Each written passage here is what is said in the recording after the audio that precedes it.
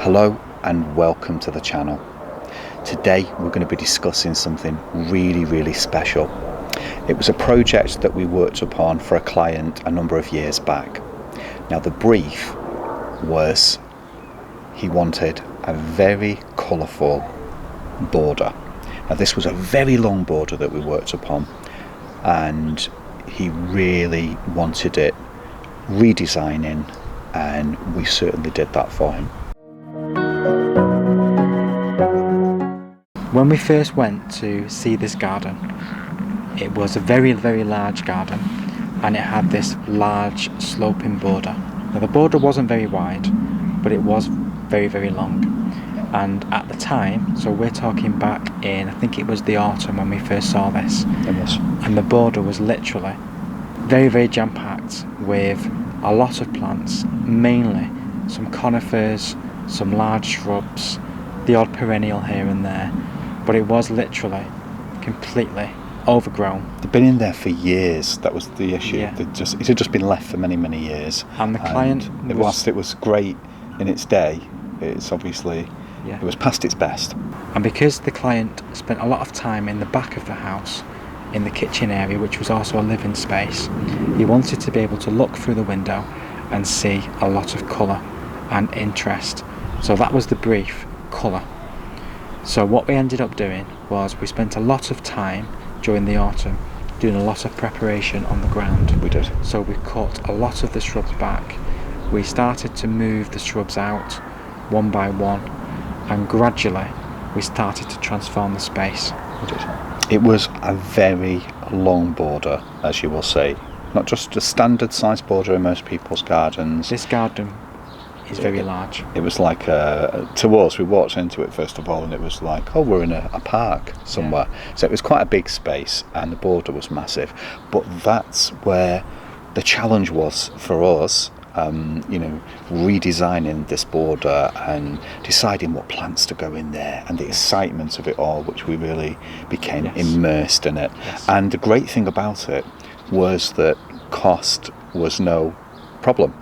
So we really went to town on this, and because there wasn't really a budget, we just literally were able to buy what we wanted to buy once we'd designed it, and that makes things so much easier. Yes. So this project was one of many projects within this garden. We did have full reign of the whole garden, and that included some of the other beds which also needed work, but the main focus initially was getting this long border up to scratch and getting it replanted with a whole host of new plants. And a lot of the plants that we used were actually hardy perennials. And the interesting thing with this border as well is it was actually on a slope. It was on quite a slope, so that brought challenges as well with the planting, and that it made it more interesting. It wasn't just this very long border, exceptionally long border that was flat. No. It was the fact it was on a slope as well, so that brought challenges. Certainly trying to work on it as well with digging out of all the old stuff, preparing the soil, planting the plants once we'd obviously designed it. We've got the design down on paper. The soil was very free draining.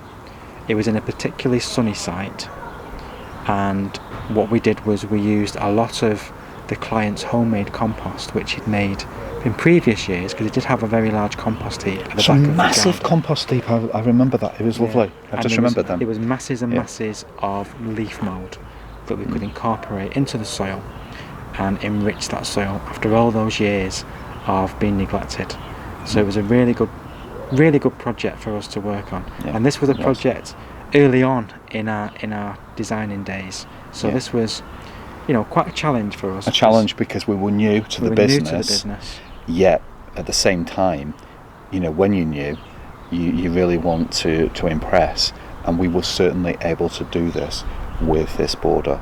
I was so impressed with it. The finished results, you will be impressed with too. It was amazing. It was a mass, an array, shall we say, of colour, and we really did hit the brief, and the owner of the garden was very happy with this, and it encouraged him to want to, like Paul said, have more borders done by us, and certainly the front of the house as well. We did a lot of work at the front as well as at the back of the house, and it was a very special journey, those days there working on that garden. It was very, very special. We also ended up taking care of the borders once we planted them as well, because the garden was so special to us, and we were asked to keep that momentum going. Yes, So yes. we did that. Although the border was on a slope, we didn't want to choose plants that were quite low growing. We wanted to have that movement, so we included lots of grasses, lots of taller perennials, and that just meant we had to utilise our time in making sure those plants, as they grew, There were statement plants. yeah, but we needed to make sure that they didn't flop over, because on a slope they do have a tendency to, if they're not strong enough, to flop forward.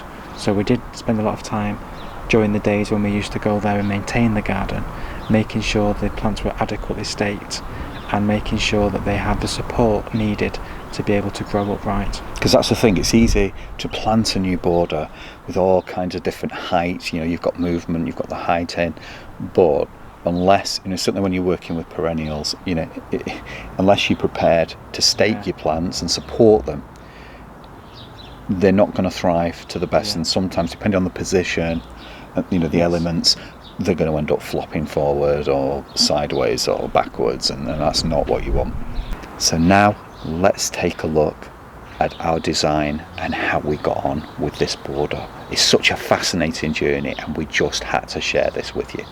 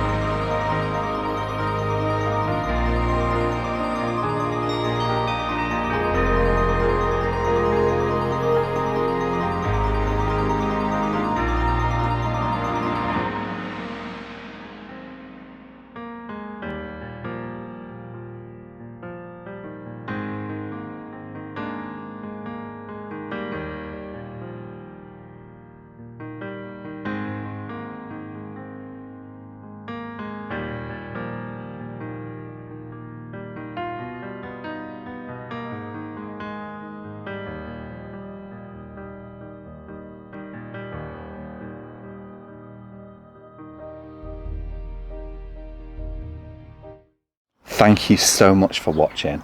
We really do hope you've enjoyed this very special segment on some of our garden design work. It was a very special time for us, and we really want to share a lot more of this with you, a lot more of our work and things that we've done in the past. I really do hope you've enjoyed it. We'll see you very soon on the next video. In the meantime, please do take care.